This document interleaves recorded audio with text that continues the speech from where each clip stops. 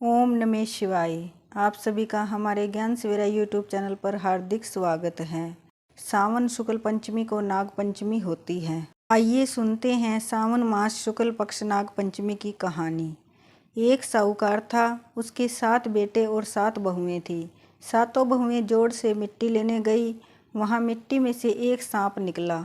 सारी दुरानी जेठानी सांप को मारने लगी तो छोटी बहू ने सांप को मारने नहीं दिया। उसने सांप को धर्म का भाई बना लिया और सारी जेठानी बोली, कल इसकी छलनी लाने की बारी है, वहाँ पर सांप निकलेगा और इसे डस लेगा। जब वह दूसरे दिन छलनी लेने गई तो वहाँ पर सांप बैठा था। उसने जोर से फुंकार मारी। वह बोली, भाई जी राम राम। सांप बोला, तूने मेरे को भाई बोल दिया, नहीं तो मैं तेरे को खा जाता। वह बोले कि तुम तो मेरे धर्म के भाई हो और मैं तुम्हारी धर्म की बहन, इसलिए तुम मेरे को कैसे खा जाते। जब वह घर आई तो उसे देखकर जेठानियाँ बोली कि इसे तो सांप देवता ने नहीं खाया। वहाँ से भी वापस आ गई। थोड़ी देर बाद सांप धर्म का भाई बनकर उसको लेने आ गया और बोला कि मेरी बहन को भेज दो। तब जेठानियाँ बोली कि हमारा तो पीहर भी है, तब भी कोई लेने नहीं आया, और इसका तो पीहर नहीं है, तब भी इसका भाई लेने आ गया। बाद में उसको सिर धोकर मेहंदी लगाकर और सामान इकट्ठा करके भेज दिया। पीहर पहुंचकर सांप की माँ ने उसकी खातिरदारी की। एक दिन उसकी पड़ोसन से लड़ाई हो गई तो उसका धर्म भाई अपनी माँ से बोला कि अब बहन को ससुराल भेज दो। फिर उसे बहुत सारा धन देकर भेज दिया। तब वहाँ पर ताई चाची बोली कि बहू, तेरा भाई बहुत लाड़ चाव करता है और तेरे को 6 कोठे की ताली भी दे दी, परंतु 7वें कोठे की ताली नहीं दी। तब वह अपने मन में बोली कि भाई ने मुझे 7वें कोठे की चाबी क्यों नहीं दी। तब भाई बोला कि अगर तू 7वें कोठे की ताली लेगी तो पछताएगी, परंतु वह बोली कि मैं तो लूँगी। तब उसने चाबी लेकर खोल कर देखा तो एक बूढ़ा अजगर सांप बैठा है। अजगर ने उसको देखकर फुंकार मारी तो वह बोली, बाबा जी राम राम। अजगर बोला, तूने मुझे बाबा जी कहकर बुलाया, नहीं तो मैं तुझे खा जाता। वह बोली, खाते कैसे, मैं तुम्हारी धर्म की बेटी हूँ और तुम मेरे धर्म के पिता। कि बाद में वह बहुत सारा धन दौलत लेकर अपने ससुराल आई तो सारी जेठानियाँ बोली कि अपना तो पीहर था तब भी बाप भाई लेने नहीं आया, और इसका पीहर नहीं था तब भी यह बहुत सारा धन दौलत लेकर आई है। दूसरे दिन उसके बच्चों ने अनाज का बोरा गिरा दिया। तब उसकी ताई बोली कि तेरा तो नाना मामा है, उसे सुनता होगा तो वह सोने चांदी की अनाज की बोरी मंगवा कर दे जाएगा, तुम हमारा अनाज नहीं गिराओ।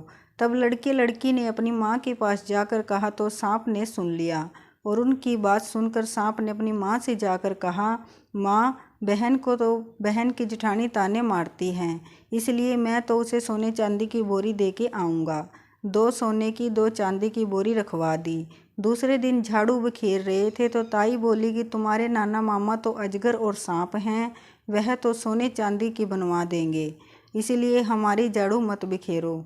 अब सांप अपनी माँ से फिर जाकर बोला कि बहन को तो और ताने मार रही है, इसलिए मैं तो सोने चांदी की झाड़ू देकर आऊँगा, और झाड़ू बनवा कर दे आया।